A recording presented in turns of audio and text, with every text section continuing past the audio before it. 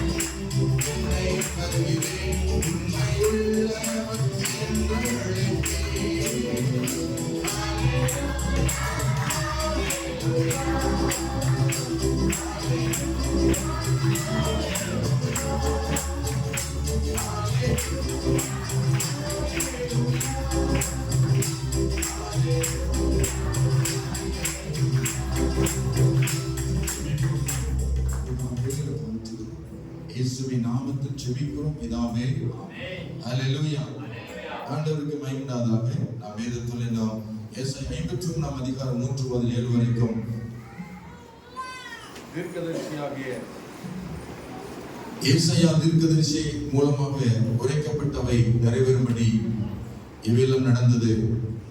இயேசு இந்த பூமியில வந்து பாடுபடுவதற்கு முன்னதாகவே தீர்க்கதரிசி ஏசாயாவை கொண்டு உரைத்த வார்த்தைகளை நிறைவேற்றும்படிக்கு நடந்தது என்று நாம் பார்க்கிறோம்.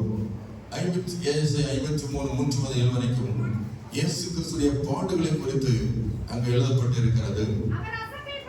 அவர் அசட்டை பண்ணப்பட்டவரும் மனுஷரால் புறக்கணிக்கப்பட்டவரும் துக்கம் நிறைந்தவரும் பாடு அனுபவத்திலுமாய் இருந்தார். அவரை விட்டு நம்முடைய முகங்களை மறைத்துக் கொண்டோம். அவர் அசட்டை பண்ணப்பட்டிருந்தார், அவரை எண்ணாமல் போனோம். மெய்யாகவே அவர் நம்முடைய பாடுகளை ஏற்றுக்கொண்டு நம்முடைய துக்கங்களை சுமந்தார். நாமோ அவர் தேவன் அழைபட்டு பாதிக்கப்பட்டு சிறுமைப்பட்டவர் என்று எண்ணினோம். நம்முடைய மீறல் நிமித்தம் அவர் காயப்பட்டு நம்முடைய அக்கிரம நிமித்தம் அவர் ஒதுக்கப்பட்டார். நமக்கு சமாதானத்தை உண்டு பண்ணும் ஆக்கினை அவர் மேல் வந்தது. அவருடைய தழும்புகளால் குணமாகிறோம். கர்த்தருக்கு ஸ்தோத்திரம் உண்டாவதாக. இயேசு கிறிஸ்துடைய பாடுகளை குறித்து கடந்த வாரத்தில் நாம் தியானித்தோம். அவருக்கு வந்த பாடுகளில 3 காரியங்களை கர்த்தர் நமக்கு வெளிப்படுத்தினார். இயேசுவை குறித்து அவரை சுற்றியிருந்த ஜனங்கள், வேத பாரகர்கள், பரிசேயர்கள் இயேசுவை எப்படி சிந்தித்தார்கள்? தீய சிந்தனை, அவர் குறித்து தவறான சிந்தனை கொண்டிருந்தார்கள். அதை இயேசு அறிந்திருந்தார். அதனாலே அவர் துக்கம் நிறைந்தவராய் காணப்பட்டார். அதனாலே தீய சிந்தனை நிமித்தம் அவர் நொறுக்கப்பட்டார் என்று பார்க்கிறோம். அதே போல தீய வார்த்தைகள், அவரை குறித்து தவறான வார்த்தைகளை பேசி அவரை துக்கப்படுத்தினார்கள். அதனால் அவர் நொறுக்கப்பட்டார். கர்த்தருக்கு ஸ்தோத்திரம். 3வது பார்த்தோம், அவரை அவமானப்படுத்தினார்கள். அவர் ஆண்டவரின்றி ஏற்றுக்கொள்ளாமல் அவரை சாதாரண ஒரு ஸ்தோத்திரம் மனுஷன் நினைத்து, அவரை பாவி என்று நினைத்து அவரை அவமானப்படுத்தினார்கள். கர்த்தருக்கு ஸ்தோத்திரம். இன்றைக்கு 3வது காரியத்தை குறித்து நாம் பார்க்கிறோம். 4வது காரியத்தை குறித்து நாம் தியானிப்போம். கர்த்தருக்கு ஸ்தோத்திரம். மத்தேயு 26 அதிகாரத்திலே 47 முதல் 50 வரைக்கும் கர்த்தருக்கு ஸ்தோத்திரம். மத்தேயு 26 அதிகாரத்திலே 47 முதல் 50 வரைக்கும் உள்ள வார்த்தைகளை நாம் தியானிக்கிறோம். அவர் எப்படி பேசுகையில் 12 ஒருவனாகிய யூதாஸ் வந்தான். அவனோடு கூட பிரதான ஆசாரியர், ஜனத்தின் மூப்பர், அனுப்பின திரளான ஜனங்களும் பட்டயங்களையும் தடிகளையும் எடுத்து கொண்டு வந்தார்கள். அவரை காட்டிக் கொடுக்கிறவர், நான் எவனை முத்தம் செய்வேனோ அவன்தான் அவனை பிடித்துக் கொள்ளுகின்றேன். அவர்களுக்கு இந்த யூதாஸ் அடையாளம் சொல்லியிருந்தார். உடனே இயேசுவிடத்தில் வந்து ரபி வாழ்க என்று சொல்லி அவரை முத்தம் செய்தார். இயேசு அவனை நோக்கி, சிநேகிதனே, என்னத்திற்காக வந்திருக்கிறாய் என்றார். அப்பொழுது அவர்கள் கிட்ட வந்து இயேசு மேல் கை போட்டு அவரை பிடித்தார்கள். கர்த்தருக்கு ஸ்தோத்திரம். இயேசு மேல் கை போட்டு அவரை பிடித்தார்கள். அதுவரைக்கும் அவர்கள் யாரும் கை போட முடியவில்லை. இது சத்துருவின் நேரம். அவருடைய நேரத்திலே தேவன் இயேசு கிறிஸ்துவின் சரீரத்தை ஒப்புக் கொடுக்கிறார். இயேசுவின் சரீரத்தின் மேல் கை போடுகிறார்கள். இதனால் இவர் ஒப்புக் கொடுக்கப்பட்டார் என்று பார்க்கும் பொழுது, இவரோடு கூட இருந்த 12 சீசர் ஒருவனாகிய யூதாஸ், ஏற்கனவே உங்களுக்கு தெரியும் யூதாஸ் என்பவன் யாரு?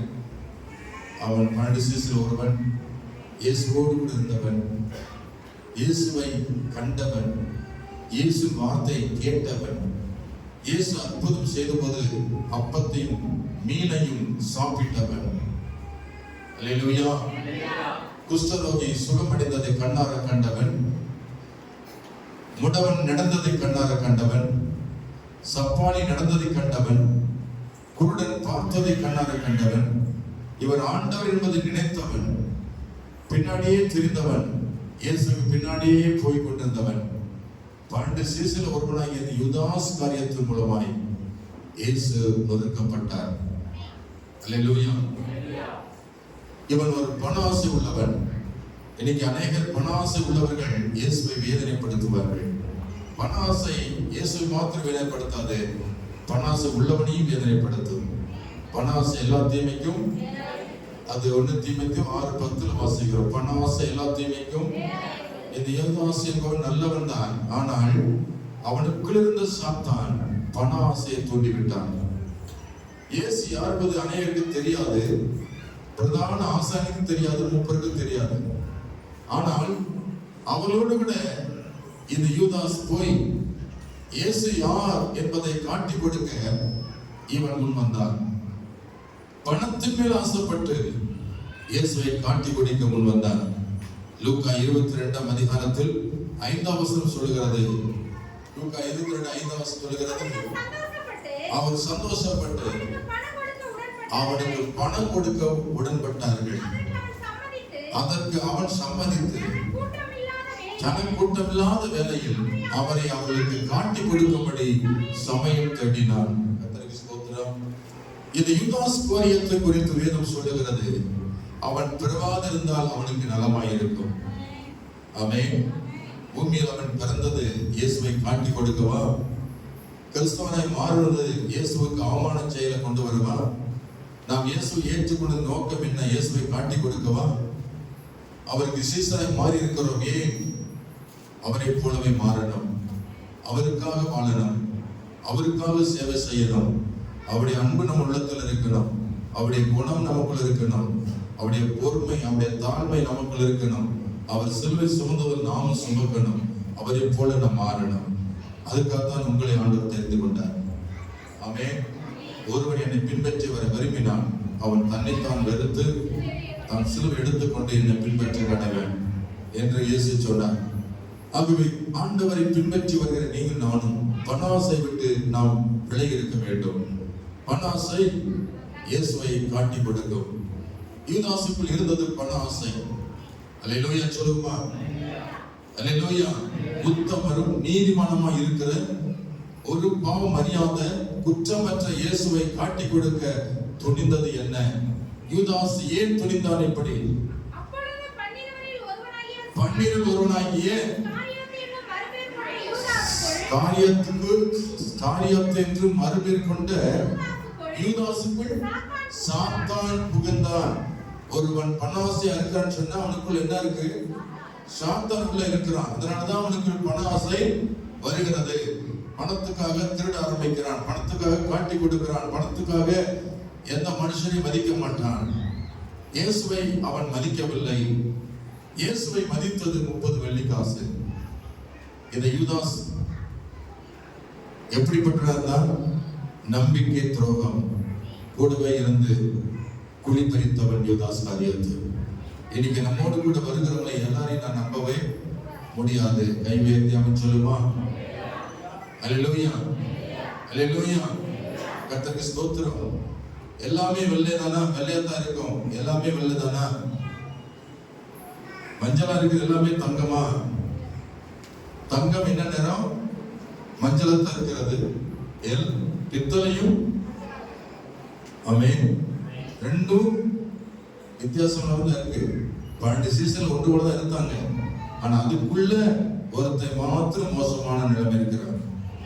இந்த சபைக்குள்ள நிறைய பேர் நல்லவங்க தான் இருக்கிறீங்க. ஆனால் சாத்தான் உங்களுக்கு வாங்கிட்டான். பாஸ்ட்னு தெரியாது, சபைன்னு தெரியாது, வாழ்க்கை மோசமாய் போய்விடும், தலைகளா போய்விடும். ஐயோ இவர் விசுவாசி, இவனா இப்படி பேசலாம், இவனா இப்படி சொன்னான்னு சொல்லி ஆச்சரியப்பட உலகத்தில் சாத்தான் அவனுக்குள் போந்திருப்பான். கர்த்தருக்கு ஸ்தோத்திரம். சீசர்கள் எல்லாரும் ஆச்சரியப்பட்டிருப்பாங்க, இவன் இப்ப எப்படி இயேசுவை காட்டி கொடுத்தார். நம்முடைய வாழ்க்கையில இயேசுவை அவமானப்படுத்தவோ அவரை காட்டி கொடுக்கவோ நாம் அவரை ஏற்றுக்கொள்ளல, அவரை பின்பற்றல. இந்த யூதாஸ் என்பவன் நம்பிக்கை துரோகம் செய்தான். அல்லேலூயா. கர்த்தரை நம்பி வந்தான், ஆனால் கடைசி வரைக்கும் நம்பிக்கை அல்ல. கடைசியில் அவனை ஆண்டவரை மறுதலிச்சிட்டு 30 வெள்ளிக்காசுக்கும் காட்டி கொடுத்துட்டு அவன் போனான். இதனால அவனுக்கு என்ன நன்மை வந்தது? அவருக்கு தீர்ப்பு சொல்லப்பட்டது இயேசுவுக்கு. இவனால இயேசு சிலுவையில் அறையப்பட போகிறார். இந்த செய்தியை கேட்ட யூதாஸ் மனசாட்சி வாதிக்கப்பட்டு 30 வெள்ளிக்காசுக்கு ஆசைப்பட்டவன் அந்த வெள்ளிக்காசை வாங்கின இவன் யார்கிட்ட வாங்கினானோ அங்கே திருப்பி கொடுக்க போகிறார். Praise the Lord. அல்லேலூயா. ஐயோ, நீதிமானை காட்டி கொடுத்து விட்டேனே, இந்த காசு எனக்கு வேண்டாம் என்று சொல்லி மனம் வெறுத்து மனம் உடைந்து ஒரு நீதிமானை காட்டி கொடுத்து விட்டேனே, ஒரு உண்மையான ஆண்டவரை காட்டி கொடுத்தேனே என்று சொல்லி அந்த வாங்கின 30 வெள்ளிக்காசை யார் கொடுத்தாங்களோ அங்கே போய் என்ன செய்தான்? திரும்ப கொடுக்க போகிறார். கொடுத்தவர்களோ அதை திரும்ப பெற மனசு. அவர் சொன்னார்கள், நீ காட்டி கொடுத்துட்ட, நான் எங்களுக்கும் நன்மை செஞ்சிட்ட, இனி உனக்கு காசு கொடுத்துட்டா அது ஓம்பாடு, அந்த காசு என்ன பண்ணுவியோ பண்ணிக்க என்று சொன்ன போது இவன் யூதாஸ் காரியத்தை வாங்கின 30 வெள்ளிக்காசை எடுத்துக்கொண்டு போய் தேவாலயத்தில் எரிந்து விட்டு பிறகு அவன் நாண்டு கொண்டு செத்தான் என்று வேதம் சொல்லுகிறது. நம்பிக்கை துரோகம் பண்ணுனதுக்கு தண்டனை இதுதான். தன்னோடு கூட நம்பி நண்பனாக அல்லது கூட பிறந்த சகோதரனாக யாரா இருந்தாலும் கூடவே இருக்கிறவங்களுக்கு குழி பறிக்க கூடாது, கூடவே இருக்கிறவங்களை என்ன செய்யக்கூடாது? நம்பிக்கை துரோகம் பண்ணக்கூடாது. கணவன் மனைவியை காட்டி கொடுக்கிறது, மனைவி கணவனை காட்டி கொடுக்கூடாது. இருவரும் ஒருமனப்பட்டு தேவனை மேம்படுத்த வேண்டும். அல்லேலூயா. ஒருவருக்கொருவர் முறையிடாதீர்கள், ஒருவருக்கொருவர் முறுமுறுக்காதீர்கள், ஒருவரையும் கடிந்து கொண்டு பிரிவினை உண்டாக்காதீர்கள், ஒருவனுக்கு விரோதமாய் பொல்லாப்பு செய்யாதீர்கள். அல்லேலூயா. இங்க வேதம் என்ன சொல்றது? யூதாஸ் ஒரு சத்துரு அல்ல. ஆமென். எனவே தான் சிநேகிதனே என்று அழைத்தார். அந்த வார்த்தை என்ன சொல்கிறது? காட்டி கொடுத்த போது முத்தமிட்டு காட்டி கொடுத்தான். காட்டி கொடுத்து 30 வெள்ளிக்காசு வாங்கிட்டான். இயேசு காட்டி கொடுத்த யூதாசை பார்த்து அவர் சொன்னார், சிநேகிதனே. யாராவது சொல்லுவீங்களா? உங்களுக்கு விரோதமா இருக்கிறவங்கள சிநேகிதனே நண்பனே சொல்லுவீங்களா? நம்பிக்கை துரோகி அப்படின்னு சொல்லுவீங்களா? சொல்ல மாட்டீங்களா? Praise the Lord. அல்லேலூயா. அல்லேலூயா. துரோகம் படிப்பட்டு நம்பிக்கை துரோகி சொல்லுவோம். ஆனா இயேசுடைய வார்த்தை அப்படி அல்ல. சிநேகிதனே என்று அந்த நிலைமையிலும் யூதாசை நினைத்து பார்த்து அவனை நேசிக்கிறார். கைவேத்தி அவன் சொல்லும், அல்லேலூயா, சத்துருவை நேசி என்று மத்தேயு 5:44 உள்ள வார்த்தையை இயேசு நிறைவேற்றுகிறார். சத்துருக்களை சிநேகியுங்கள், உங்களை சபிக்கிறவர்களை ஆசீர்வதியுங்கள், உங்களை பயக்கிறவர்களுக்கு நன்மை செய்யுங்கள், உங்களை நிந்திக்கிறதுக்காகவும் உங்களை துன்பப்படுத்தலாம் ஜெபம் பண்ணுங்கள் என்று எழுதப்பட்ட வார்த்தையை நிறைவேற்றினார் இயேசு. அல்லேலூயா சொல்லுமா. உனக்கு விரோதமாய் இருக்கிறவர்களை நீ விரோதியா பார்க்காதே. அவர்கள் உனக்கு விரோதமாய் செய்திருந்தாலும், யூதாசு போல இருந்திருந்தாலும், இயேசுவின் குணம் உங்களுக்கு வரணும். உன் சத்துருவை நீ வெறுக்காதே, அவனை நீ நேசி. இயேசு நேசித்தார். ஆமென். அல்லேலூயா. ஆனா நம்பிக்கை துரோகம் செய்தான், இயேசுவுக்கு விரோதமாய் சாட்சி சொன்னான், காட்டி கொடுத்தான், அவனுடைய வாழ்க்கை முடிந்தது. நாண்டு கொண்டு செத்தான். அப்படின்னா நீங்க இந்த சீஷர்கள் அப்போஸ்தலர்கள் எழுத நிறுவனத்தில் பார்த்தீங்கன்னா அவன் மாட்டி எப்படி சொன்னா, அவன் நாடு கொண்டு செத்தான் சொன்ன மாத்திரமல்ல, அவன் உடல் சரிந்து செத்தான் போட்டிருக்கு. எப்படி செத்தான் போட்டிருக்கு? உடல் சரிந்து, நாடு கொண்டு தூக்கு போட்டு செத்த முன்னாடி குடல் சரிந்திருக்கலாம். அது அப்போஸ்தலர் வெளிப்படுத்திருக்கு. குடல் சரிந்து செத்து போன போட்டிருக்கு. இயேசு வந்து சொன்னார், இவன் பெறுவாதிருந்தால் நலமாய் இருக்கும் என்று சொன்னார். கர்த்தருக்கு ஸ்தோத்திரம். அல்லேலூயா. சங்கீதத்தில் ஸ்தோத்திரம். Praise the Lord. ஹalleluya, ஹalleluya. மத்தேயு 27:3ல வாசித்து பார்க்கும் பொழுது அப்பொழுது அவரை காட்டிக் கொடுத்த யூதாஸ் அவர் மரணாக்கினிக்குள்ளாக தீர்க்கப்பட்டதை கண்டு மனஸ்தாபப்பட்டு அந்த 30 வெள்ளிக்காசை பிரதான ஆசாரியத்திற்கும் மூப்பரிடத்துக்கும் திரும்ப கொண்டு வந்து குற்றமில்லாத இரத்தத்தை காட்டி கொடுத்ததினால் பாவம் செய்தேன் என்று எங்களுக்கு என்ன அது உண்பாடு. அப்பொழுது அவன் தேவாலயத்திலிருந்து விட்டு புறப்பட்டு போய் 4 கொண்டு சேர்த்தான். அந்த காசை வாங்கி என்ன செய்தாங்க? அந்த 30 வெள்ளி காசு என்ன பண்ணாங்க தெரியுமா? தேவாலயத்தில் எரிஞ்சு விட்ட அந்த காசை அவ என்ன பண்ணாங்கன்னா அந்நியரை அடக்கம் பண்ணுவதற்காக கல்லறை பூமி வாங்கினார்களாம். அல்லேலூயா. அந்த காசு அவனுக்கு உதவல. Price the Lord. பணாசை உள்ளவர்கள் அந்த பணம் உனக்கு உதவாது. பணத்துக்காக ஆண்டவரை காட்டி கொடுக்க வேண்டாம். பணத்துக்காக பணாசைக்காக கர்த்தரை விட்டு தூரமாக வேண்டாம்.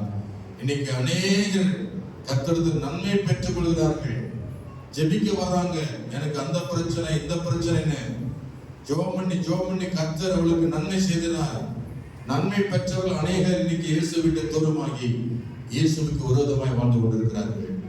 யூதாசை போல இங்க வந்து வேதனையோடு வந்தவங்க, கஷ்டத்தோடு வந்தவங்க, பிரச்சனை வந்தவங்க, வீடு வாசலாம் வந்தவங்க, கடன் பிரச்சனை வந்தவங்க, ஆண்டவர்களை விசாரித்து அவளுக்கு நன்மை செய்து அவளுக்கு உதவி செய்து அவளுக்கு ஆண்டவர் ஆசீர்வாதத்தை கொடுத்த போது அதை பெற்றுக்கொண்டு இன்னைக்கு அநேக இன்னைக்கு சபையில் இல்லை. அவர்கள் இன்னைக்கு இயேசுவை மறுதலித்து விட்டு இயேசு யார் எனக்கு தெரியாது சொல்லி நெற்றியில விபூதி பூசிக்கொண்டு சந்தனத்தை வைத்துக் கொண்டு இன்னைக்கு துணிகரமாய் இருக்கிற யூதாசுடைய ஆட்கள் நிறைவாய் இருக்கிறார்கள். கர்த்தருக்கு நன்மையை பெற்றுக் கொண்டவர்கள். ஞானஸ்நானம் எடுத்த போது கர்த்தருக்கு நன்மை செய்தார். அவர்கள் திறமை வந்தார்கள், ஐஸ்வர்யம் மாற்றினார், வியாதியா கிடந்தார்கள், சுகமாக்கினார். எல்லா நன்மை வாங்கிக்கொண்டு இன்னைக்கு யூதாசை போல கர்த்தருக்கு துரோகம் செய்து இன்னைக்கு அநேகர் தூரமாய் போய்விட்டார்கள். கர்த்தர் நிமித்தம் அவர் வேதனைப்படுகிறார், துக்கப்படுகிறார். யூதாஸ் நிமித்தம் அவர் துக்கப்பட்டார். இன்னைக்கு இயேசுவை ஏற்றுக்கொண்டு அநேகர் இயேசு விட்டு தூரமாய் விலகி போயிருக்கிறார்கள். அது நிமித்தம் இயேசு துக்கப்படுகிறார். ஆமென் சொல்லுமா? அல்லேலூயா, அல்லேலூயா, அல்லேலூயா.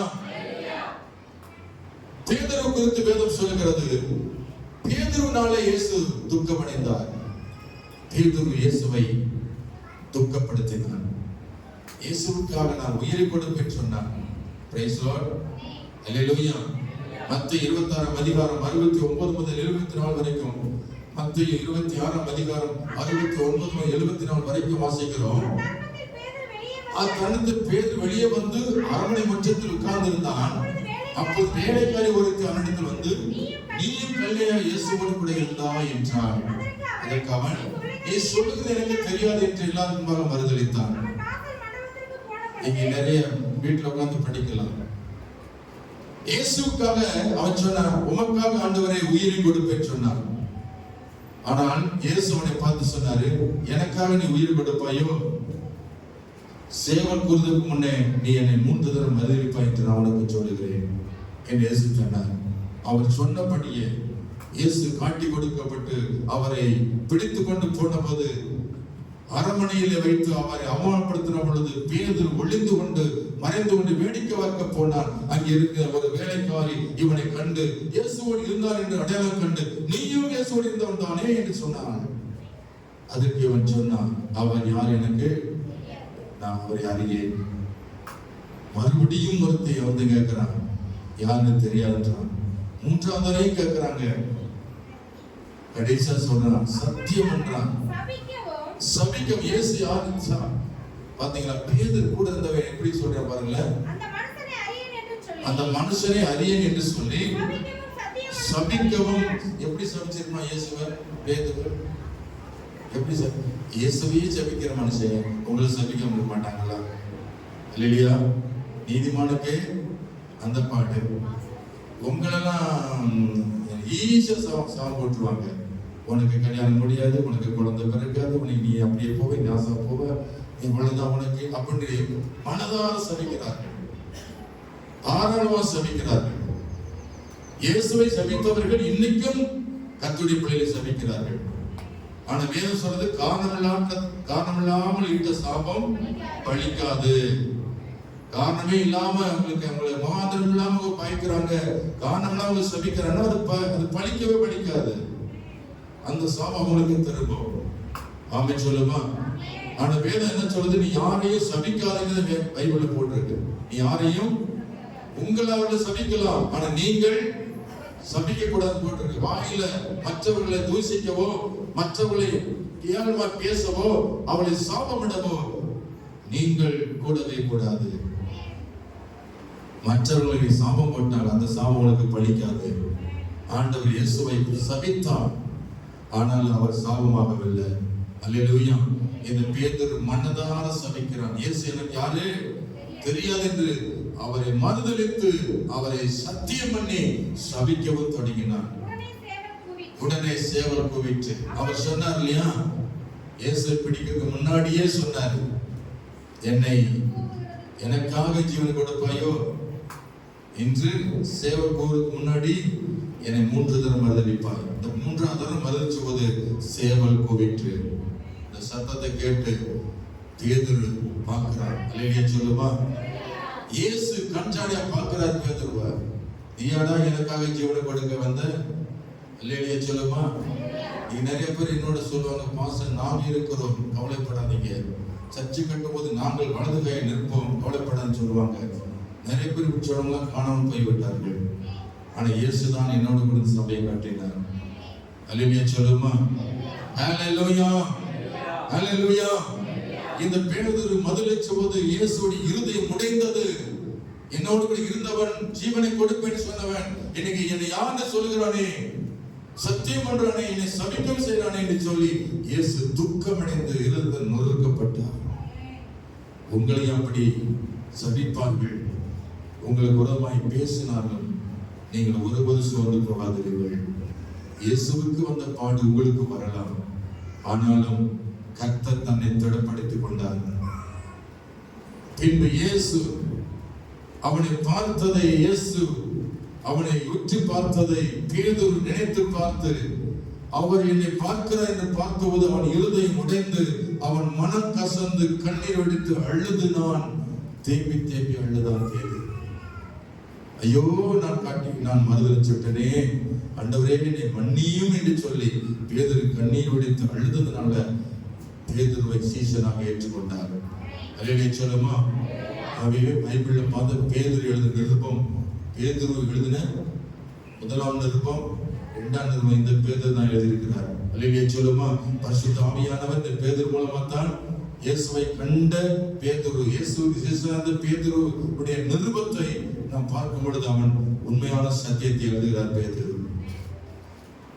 மறுதலிச்சாலும் மனம் திரும்பினான். அல்லேலூயா. யூதாசோ மனம் திரும்பவில்லை, அவன் நாட்டு கொண்டு செத்தான். கர்த்தரை நம்பிக்கை வைத்தார் பேதுரு, ஆனா யூதாசோ கர்த்தர் நம்பிக்கை இல்லாமல் அவன் நாட்டு கொண்டு செத்தான். இருவருக்கும் உள்ள வித்தியாசத்தை பாருங்கள். இருவர் மூலமாக இயேசு நொறுக்கப்பட்டார், யூதாஸ் மூலமாக அவர் நொறுக்கப்பட்டார். நம்பிக்கை துரோகம் பண்ணனால மனம் உடைந்தார் இயேசு. பேதுரு மூலமாக இயேசு துக்கம் அடைந்தார், ஆனாலும் அந்த துக்கத்தை ஆற்றினான் பேதுரு. ஹல்லேலூயா, ஹல்லேலூயா. சங்கீதம் 55 நீ படித்து பார்த்தீங்கன்னா 12:13 எனக்கு விரோதமா இருந்தவன், என்னை நிந்தித்தவன் சத்துரு அல்ல, அப்படி இருந்தால் நான் சகிப்பேன். எனக்கு உறவை பெருமை பாராட்டினவன் என் பகையினும் அல்ல, அப்படி இருந்தால் நான் அவனுக்கு மறைந்திருப்பேன். எனக்கு சமமான மனுஷன், என் வழிகாட்டி, என் தோழனுமாகி நீயே அந்த மனுஷன். அவன் சத்துரும் கிடையாது, பகையும் கிடையாது. அப்படி இருந்தாலும் கூட சகிச்சிருப்பார் ஆண்டவர். ஆனால் கூடவே இருந்தானே, அப்பம் புசித்தானே, வானத்தை அண்ணந்து பார்த்து ஜெபித்து அப்பத்தை கொடுத்தது அந்த யூதாஸ் சாப்பிட்டானே. அல்லேலூயா. அல்லேலூயா. உண்ட வீட்டுக்கு என்ன செய்யக்கூடாது? ரெண்டகம் செய்யக்கூடாது. உண்ட வீட்டுக்கு ரெண்டகம் பண்ணக்கூடாது. இந்த சபையில வளர்ந்துட்டு இந்த சபையை குறை சொல்லக்கூடாது. வெளியிலே சொல்லுமா, இந்த சபையை ஞானம் எடுத்துப்பட்டு இந்த சபையை குறை சொல்லி போனீங்கன்னா உண்ட வீட்டுக்கு ரெண்டகம் பண்ணுவது கர்த்தர் பார்ப்பார். அல்லேலூயா சொல்லுமா. இங்கதான் வந்து ஜெபம் பண்ண பழகினீங்க, இங்கதான் வந்து ஞானம் எடுத்தீங்க, இங்கதான் அபிஷேகம் பெற்றீங்க, இங்கதான் இயேசுவோடு இருந்தீங்க, இங்கதான் சத்தியத்தை கற்றுக்கொண்டீங்க. அப்ப இந்த சபைக்கு உறவை செயல்பட்டால் ஆண்டவர் சும்மா இருப்பாரா? யூதாஸ் ஆவிதானது. சபையை காட்டி கொடுக்கிற யூதாஸ், போதகரை காட்டி கொடுக்கிற யூதாஸ் நமக்குள்ள கூட சபைக்குள்ள கூடாது. சபையை நேசிக்கணும். அல்லேலூயா. உங்களுக்கு தேவன் தந்த இந்த சபையை நேசிக்கணும். சபையை விட்டு விடக்கூடாது. இது உங்கள் சபை. உங்களுக்கு கொடுக்கப்பட்ட போதகரை விட்டு விடக்கூடாது. இது உங்களுக்கு ஆண்டவர் கொடுத்த நியமித்த போதகர். ஆகவே நீங்கள் ஒருபோதும் மறுதலிக்கவோ அல்லது சபிக்கவோ அல்லது காட்டி கொடுக்கவோ கூடாது. அதனால தேவன் துக்கப்படுவார். ஆகவே தேவன் துக்கப்படாதபடி நீங்கள் நடந்து கொள்ளுங்கள். அல்லேலூயா சொல்லுமா. ஹalleluya, ஹalleluya. தேவன் தந்த சபையில உண்மையா இருங்கள். தேவன் கொடுத்த ஊழியருக்கு உண்மையா நடங்கள். தேவன் கொடுத்த சபையில நீங்கள் நிலைச்சிருங்கள். கர்த்தருக்கு ஸ்தோத்திரம். அல்லேலூயா. சங்கீதம் 41:9 பார்க்கிறோம். என் பிராண சிநேகிதனும் நான் நம்பினவனும் என் அப்பம் புசித்தவனுமாகிய மனுஷன் என் மேல் தன் குதிகாலை தூக்கினான் என்று இயேசு சொல்லுகிறார். சத்ருவாய் இருந்த யூதாஸ், சத்ருவாய் இருந்த பேதுரு, அவனால இயேசு மனம் அடைந்தார். நம்பிக்கை துரோகம் செய்தவர்கள் கர்த்தரை நம்பியிருந்தார். ஆனால் அவர்களோ கர்த்தரை விட்டு தூரமாய் போய்விட்டார்கள். எரேமியா 2:6 வாசிக்கிறோம். என்னை விட்டு தூரம் போய் மாயை பின்பற்றி. எரேமியா 2:6 பார்க்கிறோம். என்னை விட்டு தூரப்பட்டு மாயை பின்பற்றி வீணராய் போகிறதற்கு என்னிடத்தில் என்ன அநியாயத்தை கண்டார்கள். இயேசு என்ன அநியாயம் செய்தார்? ஏன் அவரை விட்டு தூரமாய் போக வேண்டும்? ஞானஸ்நானம் எடுத்தவர்களே, நீங்கள் ஏன் பின்மாற்றம் அடைந்திருக்க வேண்டும்? ஞானஸ்நானம் எடுத்தவர்களே, நீ ஏன் அவரை விட்டு தூரமாய் போக வேண்டும்? உலகத்தோடு அழிவின் பாதை ஏன் போக வேண்டும்? இந்த இயேசு என்ன அநியாயம் செய்தார் உங்களுக்கு? என்ன தீமை செய்தார் உங்களுக்கு? ஏன் அவரை மறந்தீர்கள்? ஏன் அவரை விட்டு போனீர்கள் என்று இயேசு சொல்லுகிறார். கர்த்தரை விட்டு நீ மறக்காதபடி, பின்மாற்றம் அடையாதபடி எச்சரிக்கையாயிருங்கள். கர்த்தருக்கு ஸ்தோத்திரம். அல்லேலூயா சொல்லுமா. கடைசியாக 5வது காரியத்தை கவனிச்சு பாருங்க. சரீர வேதனை அடைந்தார் இயேசு. யோவான் 19:1 வாசிக்கிறோம். இயேசுவை பிடித்து கொண்டு போய் சபிக்கையால் அடித்தார்கள். 5வது பாடு இயேசுவுக்கு வந்தது. அப்போது பிலாத்து இயேசுவை பிடித்து வாரினால் அடிப்பித்தான். இங்க பார்க்கிறோம். இதுவரைக்கும் அவுட்லைன், இதுவரைக்கும் வெளியிலிருந்து வந்த தாக்குதல், இப்ப நேரடி தாக்குதல். சரீரத்தை தாக்குறான் பிசாசு. சரீரத்தில் உண்டான பெரிய பாடு அவருக்கு வந்தது. இந்த சரீரத்தில் என்ன நடந்தது பாருங்கள். அவரை பிடித்து என்ன செய்தார்களா? வாரினால் அடித்தார்களா. இந்த வாரி என்பது சவுக்கி உண்டு பண்ணுவது. அது சாதாரண சவுக்கி அல்ல. ஒவ்வொன்று சாட்ட தொங்கும். அதுல ஈய குண்டு மனையில வச்சிருப்பாங்களாம். ஈய குண்டு பாத்தீங்களா? கோழி குண்டு மாதிரி இருக்கும் ஈய குண்டு. அது மனையில தொங்கும் அந்த சாட்டையில. அப்ப அடிச்ச போது இந்த சரீரத்தை பிச்சுக்கிட்டு என்ன செய்யும்? அந்த குண்டு போய் சரீரத்துல பாய்ந்து அது சரீரத்திலே நிலத்தை விழுகுது மாதிரி, நிலத்தை எப்படி கலப்பு ஒழுகுதோ அதே போல இந்த சபைக்குள் இருக்கிறதான இந்த ஈய குண்டுகள் இயேசுவின் உடல்ல சதையை பிச்சுக்கிட்டு வருமா. ஆக அவருடைய சரீரத்துல 39 சவுக்கு அடி விழுந்துதான். 40க்கு ஒரு அடி குறைய. அல்லேலூயா. எத்தனை அடி விழுந்தது? சவுக்கையினால் அடிபட்டார். எத்தனை அடி? 39 சவுக்கை அடியை இயேசுவின் சரீரத்துல அவர் ஏற்றுக்கொண்டார். அந்த சவுக்கையினால் அடித்த போது சரீரத்தில் வேதனையை அவர் அடைந்தார். இன்னைக்கு நம்முடைய காலில் ஒரு சின்ன முள்ளு குத்தினாலே உயிரா வலிக்குது. அப்படித்தானே? அல்லேலூயா. ஒரு உடம்புலாம் அடிக்கும் பொழுது ரத்தம், முதுகுல ரத்தம், சரீரத்துல உருக்குலைந்ததான அவருடைய நிலைமையை பாருங்கள், நினைச்சு பாருங்க. அவர் சரீரத்தில் அடைந்த பாடுகள். இயேசு கிறிஸ்து நம்முடைய நோய்களை சுமப்பதற்காக அவர் தழும்புகள் காயங்கள் பட்டார். அல்லேலூயா சொல்லுவோமா? அல்லேலூயா, அல்லேலூயா. கர்த்தருக்கு ஸ்தோத்திரம். சிலுவையிலே அறையை ஒப்பு கொடுத்தாங்க. சிலுவையில போய் அவரை தொங்கின பொழுது ஆணியில அடித்தார்கள். கால்கள் ஆணி, கைகள் ஆணி. ஸ்தோத்திரம். 2 கைகள் ஆணியில அடித்தார்கள்.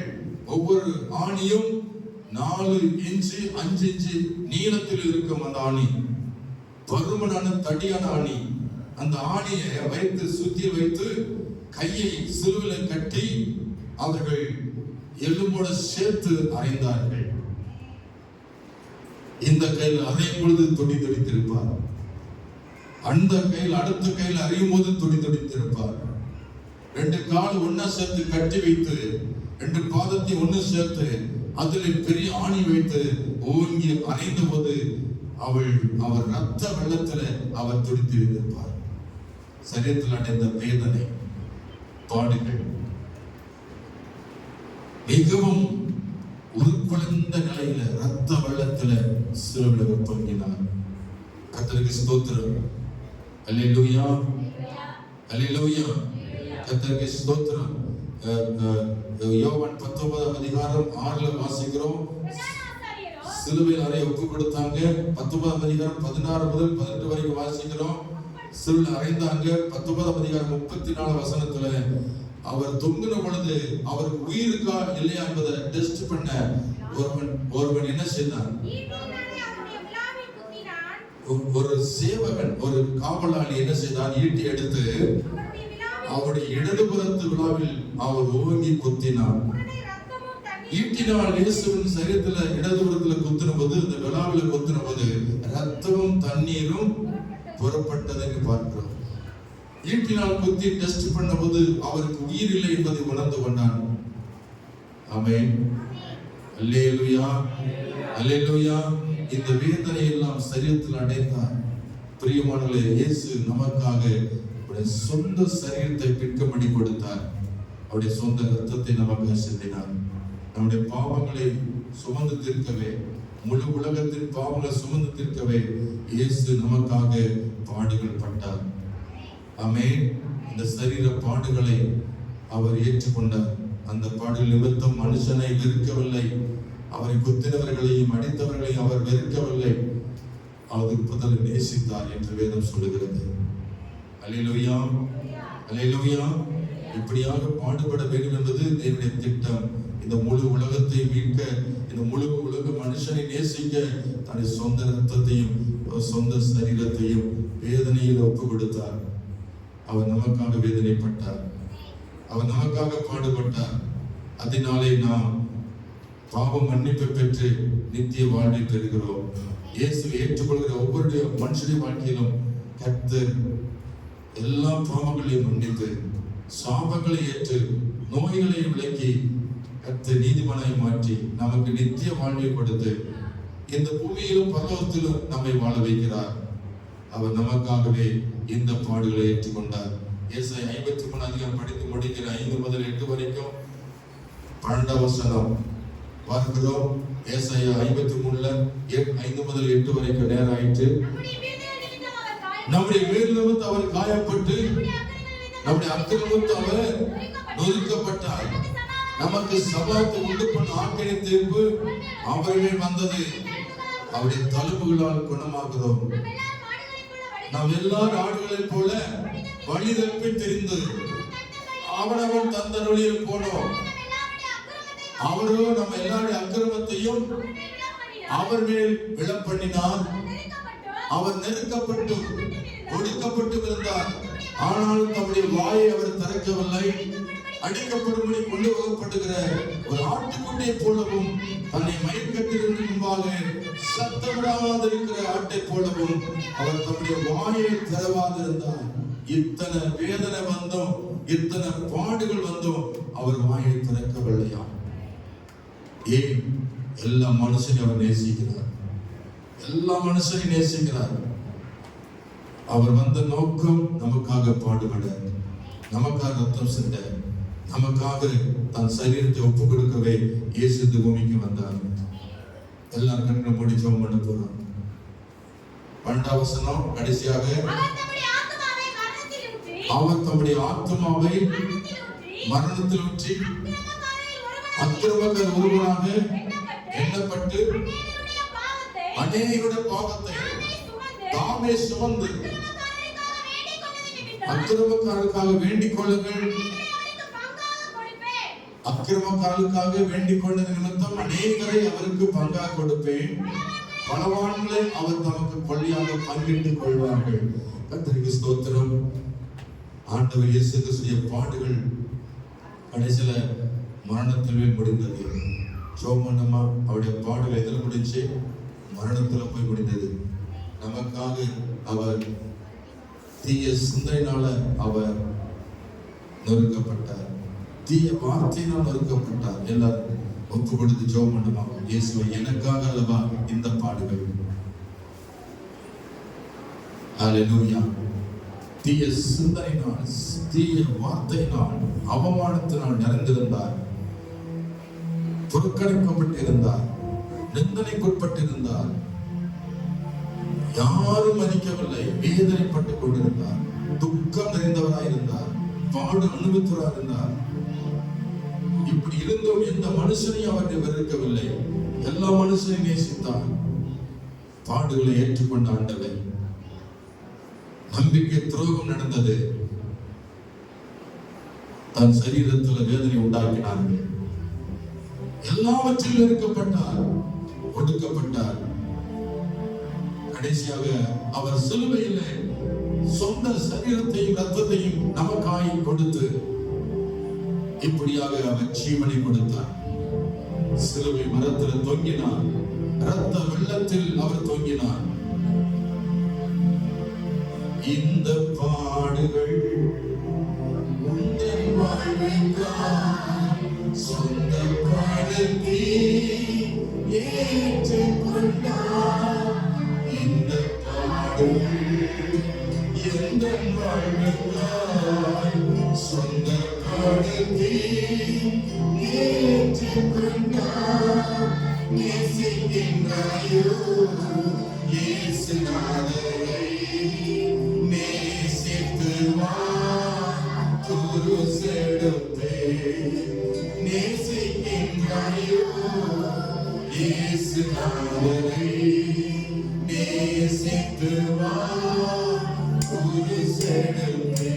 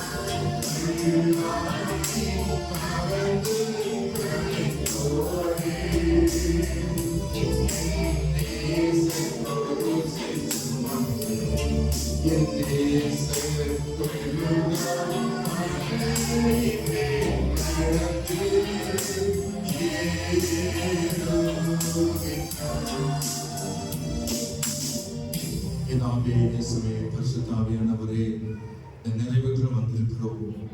இந்த நாளில் எங்களோட பேசின வார்த்தைகளை நினைத்து பார்க்கிறோம். அவை ஒவ்வொன்றை நினைத்து பார்ப்பது நாங்கள் ஒதுக்கப்படுகிறோம். எங்களுக்காக எவ்வளவாய் சகித்து இந்த பூமியில பரிசுத்தமுள்ள தேவன், பாவமற்றவர், நீதிபரனாய் இருக்கிற உமக்கு இந்த பாடுகளை குறித்து நாங்கள் தியானிக்கும் போது எங்கள் இருதயம் எவ்வளவாய் நொறுக்கப்படுகிறதப்பா. உண்மை நினைத்து பார்க்கும் பொழுதெல்லாம் நெஞ்சம் நெகிழுதப்பா.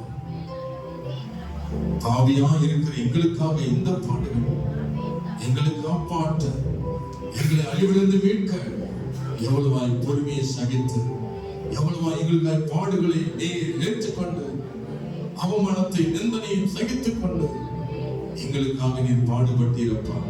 இந்த பாடுகளை ஒருபோதும் மறக்க மாட்டோம். சாகு வரைக்கும் நாங்கள் நினைத்து பார்த்து கொண்டிருக்கிறோம். ஒவ்வொரு நாளுடைய சிலுவை நினைத்து ஆண்டவரே, எங்களை உடைய சிலுவைக்குள்ளாக இழுத்துக் கொள்ளும்படியாக நாங்கள் ஒப்புக் கொடுக்கிறோம். உடைய பாடுகளுக்குள்ளாக இழுத்துக் கொள்ளுங்கள் ஆண்டவரே. உன் பின்னே நாங்கள் ஓடி வருகிறோம். உமக்காக வாழுகிறோம். உமக்காக நாங்கள் பாடுபட, உமக்காக நாங்கள் உழைக்க எங்களை தருகிறோம். எங்களை ஏற்றுக்கொண்டு எங்களை நடத்தும் ஆசீர்வதியும் ஆண்டவரே. இயேசு கிறிஸ்துவின் நாமத்தில் ஜெபிக்கிறோம் நல்ல பிதாவே, ஆமென். என் ஆத்துமாவே கர்த்தரை ஸ்தோத்திரி, என் முழு பரிசுத்த நாமத்தை ஸ்தோத்திரி. என் ஆத்துமாவே கர்த்தரை ஸ்தோத்திரி, கர்த்தர் செய்த சகல வல்லமையானது. ஆமென். நம்முடைய கர்த்தராகிய இயேசு கிறிஸ்துவின் கிருபை, பிதாவாகிய தேவனுடைய அன்பும் பரிசுத்த ஆவியானவருடைய ஐக்கியமும் சந்தோஷமும் சமாதானம் நம்முடைய ஓடும் கர்த்தருடைய வருகை மட்டும் சதா காலம் கூட இருப்பதாக. ஆமென். அல்லேலூயா, அல்லேலூயா, அல்லேலூயா. God bless you. கர்த்தர் ஆசீர்வதிப்பார். ஐக்கியம் என்றால் நேரம் இல்லை, 1 மணி நேரம் எக்ஸ்ட்ரா போயிடுச்சு. ஒரு